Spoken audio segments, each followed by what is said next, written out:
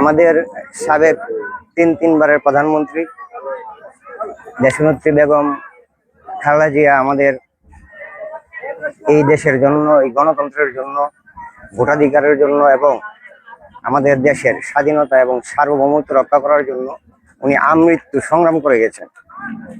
ওনার অনেক ত্যাগ, উনি আমাদেরকে এবং আমাদের দেশের মানুষের জন্য অনেক কিছু ত্যাগ করে গেছেন। আমরা চাই সকল ভালো কিছুতেই ওনাকে স্মরণ করতে। তো ওনাকে যাতে আমরা ভুলে না যাই, ওনাকে যাতে আমরা স্মরণ রাখতে পারি, সেই জন্য ওনার স্মৃতিতে আমরা যুব সমাজে তরুণ সংঘ নামে একটা সংগঠন আছে, একটা ক্লাব আছে, এটার উদ্যোগে আমরা এটা আয়োজন করছি। ফুটবল টুর্নামেন্ট, অনূর্ধ্ব 23 ফুটবল টুর্নামেন্ট, ছোটদের।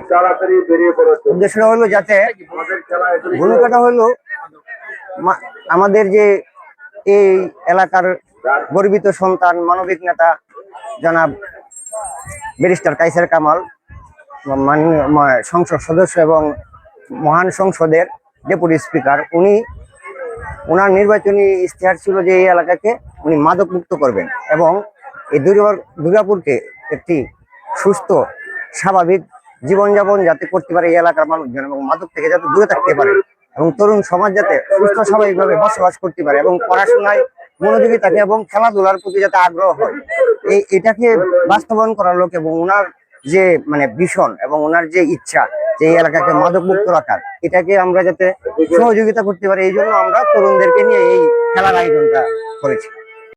দেশনেত্রী বেগম খালেদা জিয়া ফুটবল টুর্নামেন্টে 2026-এর মূল প্রতিপাদ্য হচ্ছে বেগম খালেদা জিয়া গণতন্ত্রের জন্য আজীবন সংগ্রাম করেছেন।